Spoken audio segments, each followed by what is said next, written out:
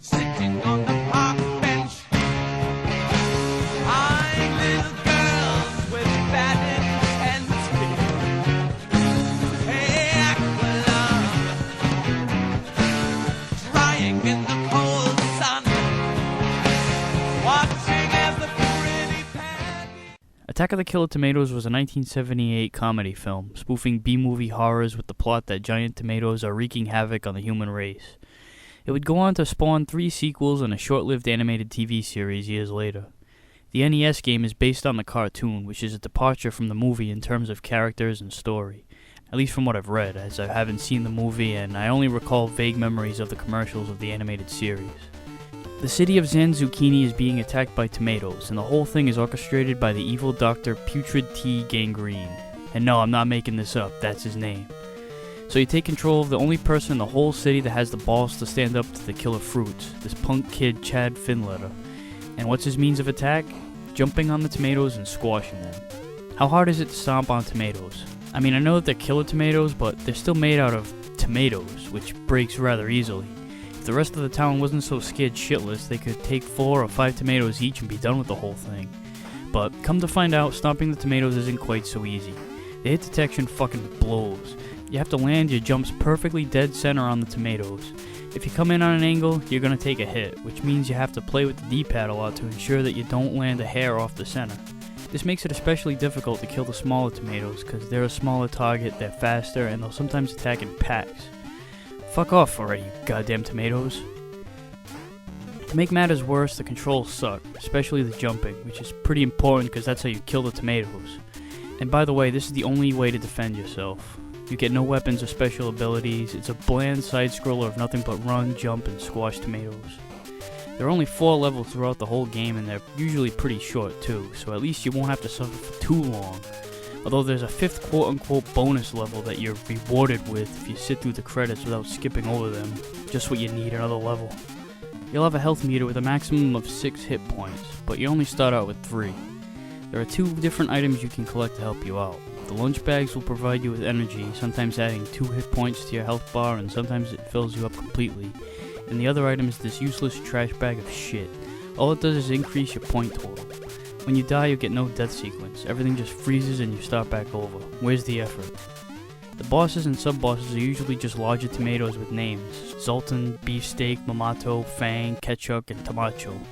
So to keep a small degree of balance, you'll encounter the occasional bat, rat, spider, and robotic arm thing just so the game isn't a bunch of endless tomatoes, although it pretty much is. The music is pretty uninspired and kind of annoying for the most part, which makes playing the game even more irritating. The graphics aren't too bad, but sometimes something in the background will be interactive and you won't even realize it. For example, in the 3rd level, you'll climb up all these conveyor belts and it seems that everything purple is background. And you need to reach this platform up here. You wouldn't think upon first reaction that this purple thing dispensing the tomatoes would be a walkable platform. Now that's not too bad, but it gets worse. In the same level, you get to a point where there's nowhere to go. You'll search every corner, every nook and cranny of the stage, and you can't advance any further. Would you even think that this small-ass switch down here that's bleeding in with the background is important? Well, it is. It reverses the flow of gravity for just you, and then you have to work your way back using the ceiling. And in the bonus stage, you're trying to find your way through a maze of corridors and turns, so in the midst of trying to figure out where the hell you are and where the hell you've been, while avoiding all the shit that's trying to kill you, would this tentacle thing really jump out at you as if to say, climb me? Ugh. If you hold the B button while running, you'll pick up a burst of speed, which is really helpful because finishing this game as soon as possible is probably on your to-do list, second only to shutting it off. Now the only thing wrong with this dashing feature is that, you can't even do it in the first 2 fucking levels. Why not? Seriously. And after torturing yourself through 2 levels without this feature, what would make you think it would be possible to do it once you hit the 3rd? You'll discover it by accident and be like, okay, this probably could have saved me a couple lives earlier in the game. Speaking of lives, you start out with 3 of them, along with 2 continues, so you pretty much get 9 lives altogether. I guess you're a freaking cat in this game. Now if only this goddamn kid had the agility and jumping precision of a cat, then maybe I could survive these tomatoes a little easier. Well, let's see how long I can survive this game before suicide becomes an option.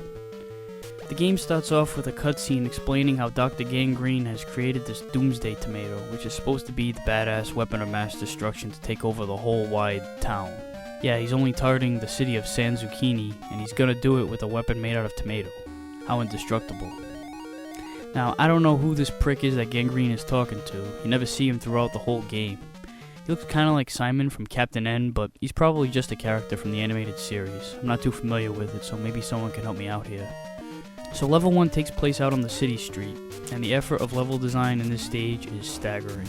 It's just a straight line all the way through. You can't even use windows or anything in the background as extra platforms. It's just a long string of redundancy. You're probably better off jumping over and avoiding the tomatoes altogether, but you won't be able to get away with eluding them all. The regular sized tomatoes will usually just keep on going after you leap over them, but once in a while they'll turn around and follow you. This is when you want to take them out so you don't find yourself getting ambushed. The smaller guys, now they're a pain in the ass, because not only are they harder to kill, but they'll be right on you like a fly on shit. They have varied heights with their jumps, making them a bit unpredictable, and they'll gang rape you in large numbers. So if you're going to evade them, run and jump, as you'll move a lot faster that way. As far as the bats go, let them swoop down before jumping on them. Be sure to grab every bag you see along the way, they're not hard to find.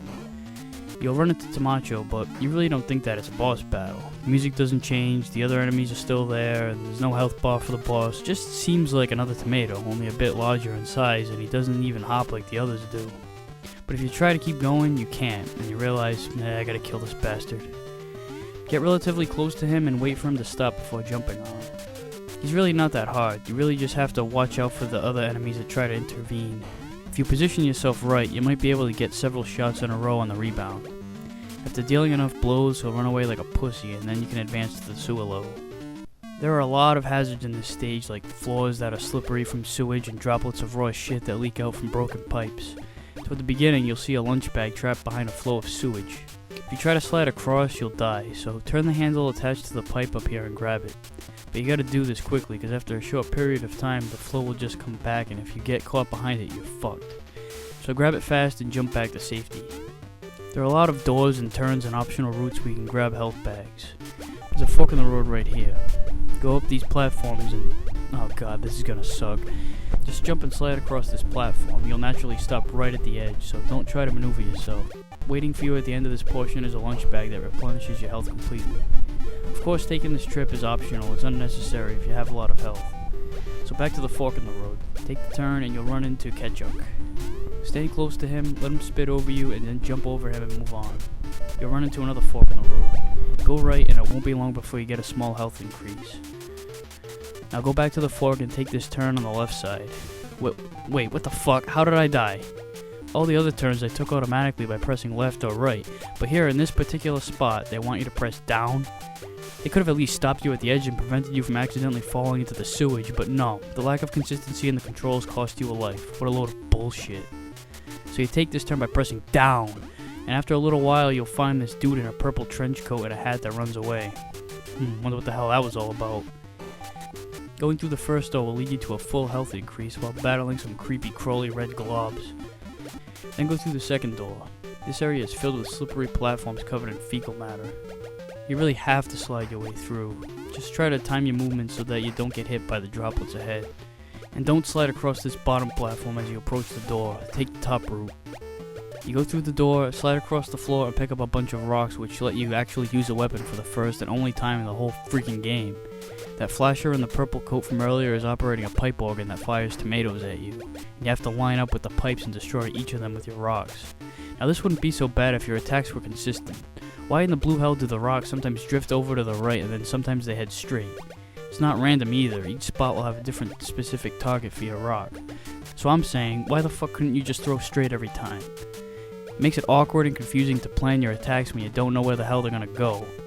Another weird thing is that when you hit the already broken pipes, you still get points for them, so if you give a shit about your point total, you can just jack it up to as much as you want. The only strategy you can really use is to attack from underneath a pipe when it's not firing. Keep going all the way across cautiously and eventually you'll take out the organ and the perverted tomato will run off.